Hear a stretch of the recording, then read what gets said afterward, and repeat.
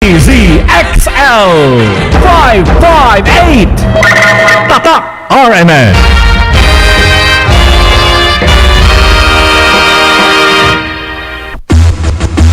Narito na ang numero unong pagbabalita sa radyo na araw-araw. Pinakikinggan sa Luzon, Visayas at Mindanao. KBP Golden Dove Best News Program. Mula sa Head News Center ng pinakamaraming himpilan at number 1 na radio network ng bayan, RMN. Ito ang numero uno. RMN News Nationwide. RMN News Nationwide. Kasama ang maasahang broadcaster, Buddy Oberas, at ang KBP Golden Dove Best Newscaster, Weng de la Peña. RMN News Nationwide. RMN News Nationwide. Headlines. Ang tanghali sa RMN News Nationwide. Zamboanga City Police Director at mga aide nito hostage ng MNLF. Napalayang hostages naman sa nalipas na magdamag umabot na sa 117. Ini-interview sila, kinakausap, saan kayo nadakip, anong nakita ninyo. Huwag ho tayong magmadali. Patay sa siyam na araw ng stand-up sa Zamboanga City, umabot na sa 87. Tatlong lalawigan sa Northern Luzon isinilalim sa Signal Number 1 dala ng bagyong Odette. Time, Chinese inmate hinihinalang nasa likod ng pagpatay sa isang NDP official sa loob mismo ng Libid sa Muntinlupa. Headlines. Itang negosyo mga kasama saging mula po sa Pilipinas. Mabibili na sa Los Angeles sa susunod na linggo. At sa ibayong dagat, 13 ang patay sa pagmaril sa loob ng Washington Navy Yard sa Amerika. Buong pagsasarang boses ng balita. RMN News Nationwide. Ang pinakamalaking mga balita abot sa bawat Pilipino saan man sa bansa. RMN News Nationwide. 61 taon nang sumusulong sa katotohanan. Tumutulong sa nangangailangan. Sa edad na 61, RMN pa rin ang may pinakamaraming number 1. Salamat mga kasama. Happy anniversary sa ating samahan.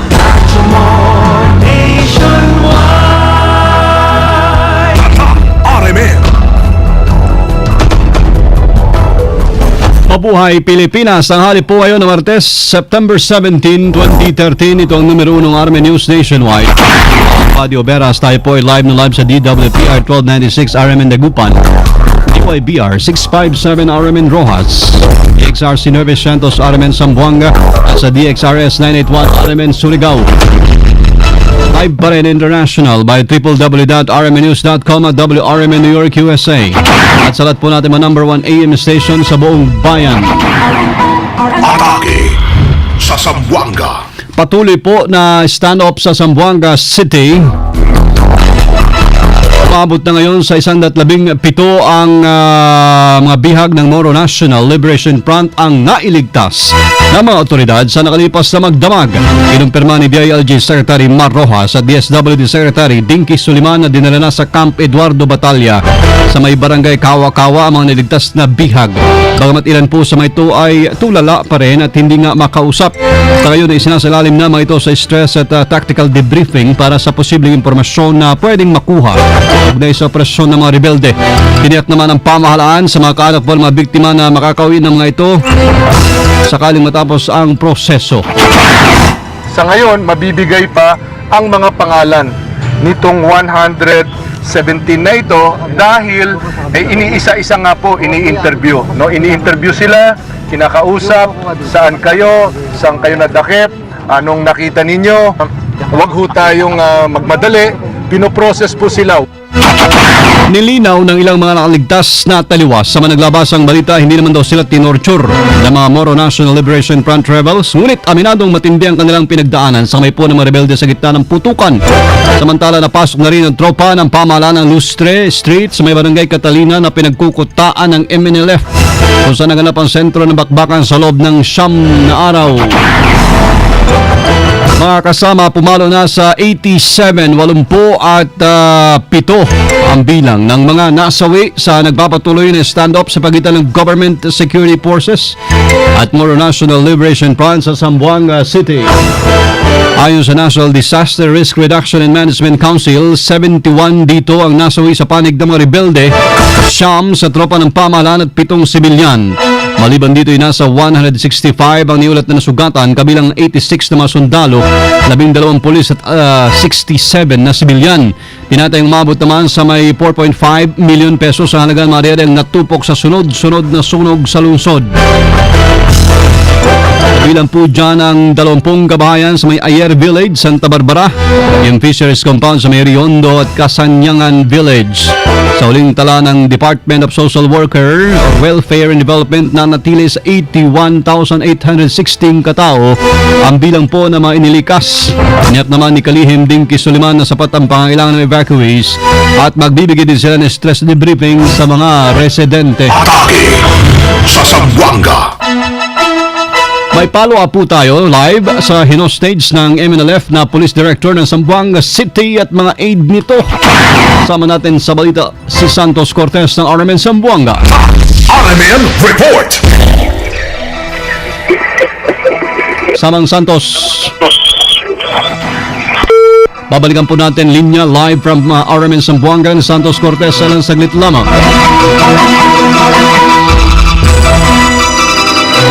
Pansin para sa Boses ng balita. RMN News Nationwide. Mga kasama, para sa kapayapaan po sa Zamboanga City, magsasago ng candle lighting ang grupo ng mga guro sa kanto ng Congressional Avenue sa Muñoz, Quezon City, mamaya alas 6 ng gabi. Lalo kanya na may 100 miyembro ng Teachers Dignity Coalition, yung pagsisindi ng kandilang sisimbolo sa liwanag at gabay sa panahon ng krisis sa buong bansa. Samantala, ipinulong na ng San Juan City PNP ang mga kapatid nating Muslim, partikular na ang mga negosyante at residente sa Green Hills kaugnay ng Zamboanga crisis. Nais daw nilang makuha ang salubin ng mga kapatid nating Muslim sa sitwasyon sa rehiyon. Kasabay niyan, tiniyak din ng mga Muslim na may pagtulungan sila sa mga otoridad sakaling may makuha sila impormasyon na may mga manggugulo sa Zamboanga City. Mga kasama, puntahan muna natin lagay ng panahon. Lumakas po yung bagyo ha. May bagyo po si Odette ang pangalan. Nasa letter O na tayo. Isa sa tropical storm na nasa Pilipinas habang patuloy pong kumikilos sa direksyon ng Northern Luzon. Inalas 10 ng umaga, huli siyang namataan sa layong 820 kilometers silangan ng Tugigaraw City. Taglayan lakas ng hangin na abot sa 65 kilometers bawat oras. Malapit po sa gitna may pagbugsong nasa 80 kilometro bawat oras. Ang bagyong si Odette ay kumikilos pangaluran sa bilis na 7 kilometro bawat oras. Dahil dyan nilagay na sa signal number 1 sa Cagayan, Calayan at Babuyan Group of Islands. Sulsod po na malakas sa pagulan kahapon, binaha naman ang bayan ng Banga sa South Cotabato mga kasama. Partikular po dito National Highway na sakop ng Barangay San Vicente kung saan apektado yung mga residente. Nadagdag sa baha ang nagbarang putol-putol na mga kahoy sa isang kanal sa gilid ho ng highway. Dahil sa baha, ilang oras din na hindi nakadaan ang mga pampasaherong sasakyan. Kanina umaga ay nagsagawa na ng clearing operation sa nasabing kanal upang hindi na muling umapaw ang tubig sakaling bumuhos na naman ang malakas na pag-ulan.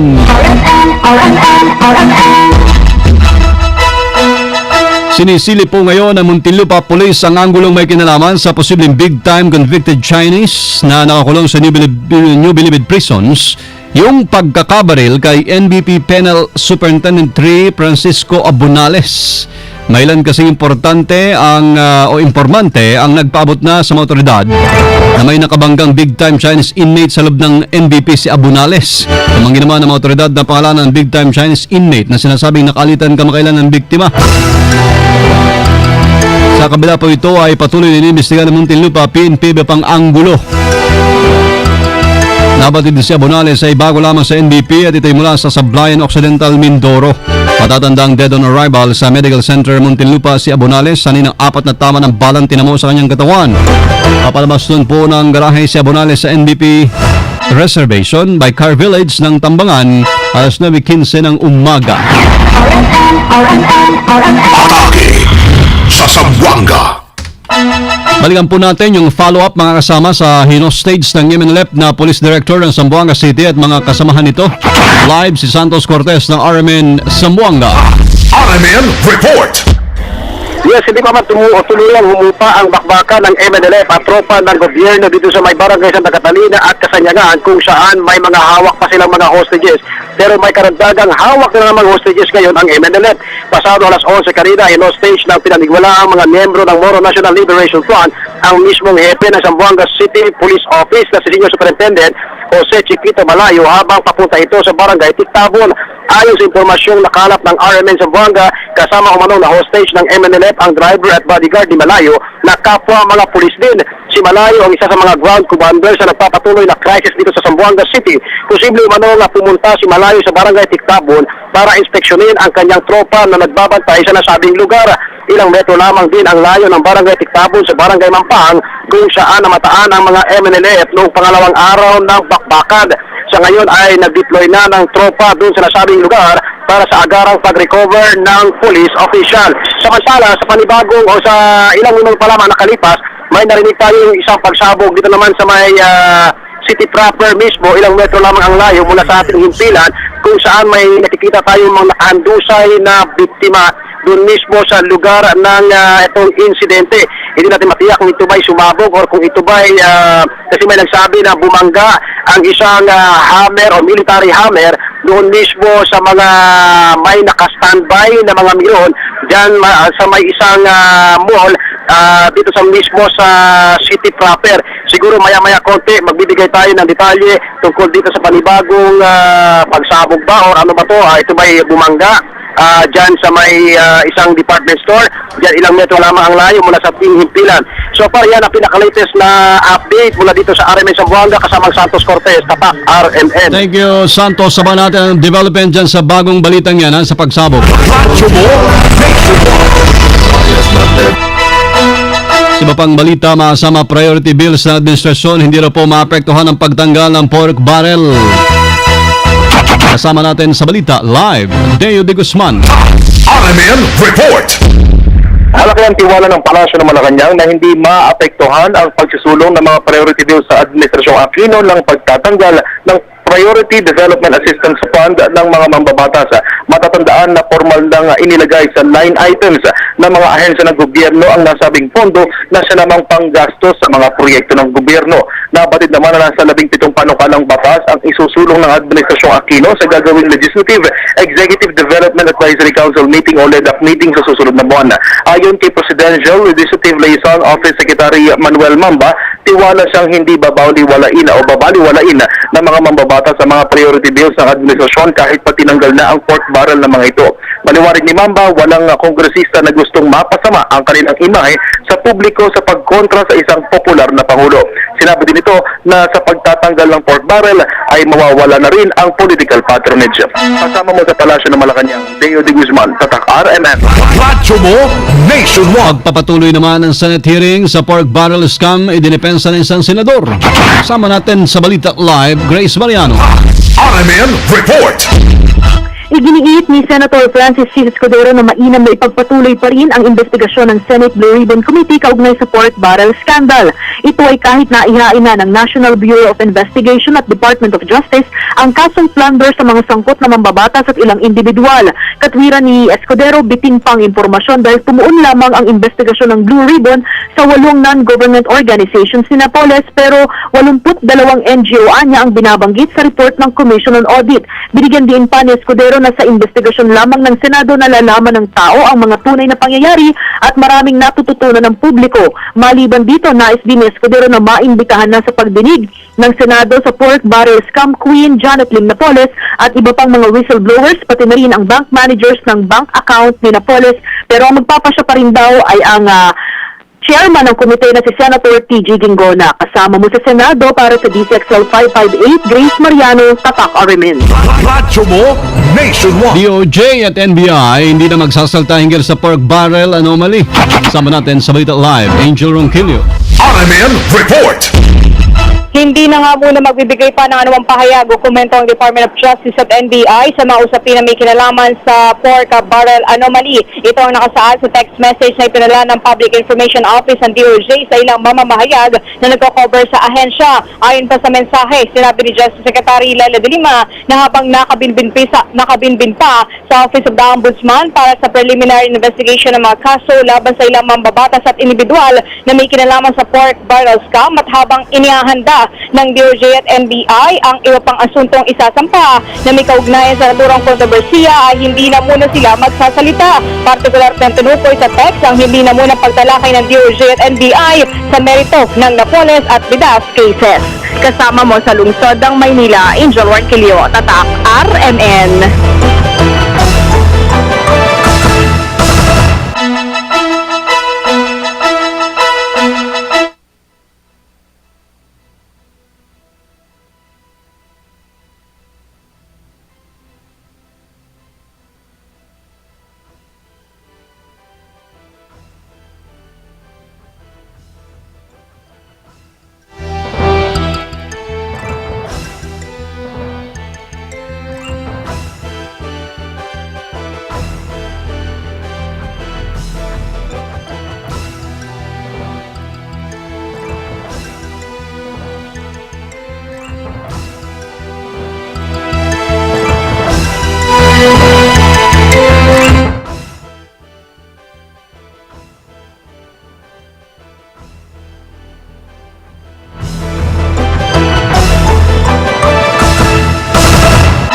Radyo mo nationwide.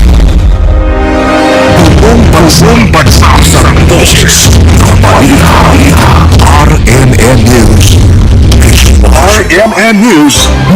Mga kasama, mabibili na po sa susunod na linggo ang mga saging mula sa Pilipinas. Saan mabibili? Sa Los Angeles, Amerika. Sa kanunahan po kasi yung pagkataon may nakarating na sa American shipment ng saging mula sa bansa sa Asia. Ayon kay Philippine Ambassador to US Jose Quisha Jr., mahigit 7 metriko tonelada ang unang shipment ng saging ng Pilipinas sa nasabing bansa at nasa ripening warehouse na para dalhin na lamang sa merkado sa susunod na linggo. Nabatid na sa buong 3,000 tons ng saging ay nasampung angkatin ng US matapos ang 8 taong negosasyon para makapasok na finally sa ng bansa ang saging ng Pilipinas.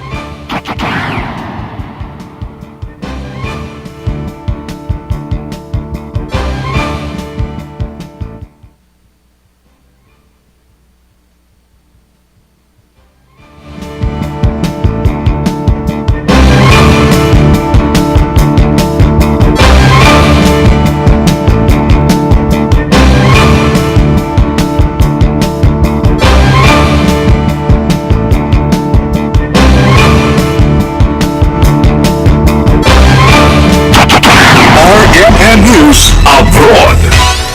Labing 3 ang patay kasama ng suspect sa nangyaring pumaril sa lupon ng Washington Navy Yard sa Amerika. Suspect ay kinalala si Aaron Alexis, 34 years old, isang military contractor mula sa Texas. Ayon sa dalawa sa mga saksi, bigla na lamang sila nakarinig ng putok sa Washington facility kung saan nakita nila ang suspect na bitbit ang kanyang armas papasok sa hallway habang papalabas sila. Dahil dito nagpanik po yung mga tao habang nagpapaulan dito ng putok sa hallway at sa cafeteria nila.